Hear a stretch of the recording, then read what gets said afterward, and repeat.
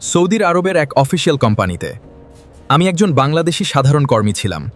শুরুতে কেউ আমাকে তেমন গুরুত্ব দিত না, কিন্তু একদিন আমি সিদ্ধান্ত নিলাম সৌদিদের মতো করে আরবি শিখতে হবে।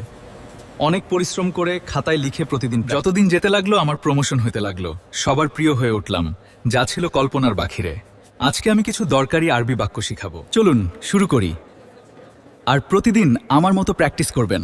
ওয়াল্লাহ ইন্নাক কাফু মানে আল্লাহর কসম, আপনি সত্যিই দারুণ মানুষ। মাশাআল্লাহ আলাইক মানে আপনি অসাধারণ। কালামাক হ্যালো মানে আপনার কথা খুব সুন্দর। আন্তরাজাল মোহতারাম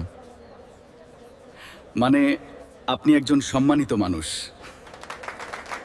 আল্লাহ ইয়াসআদাক মানে আল্লাহ আপনাকে সুখী রাখুন।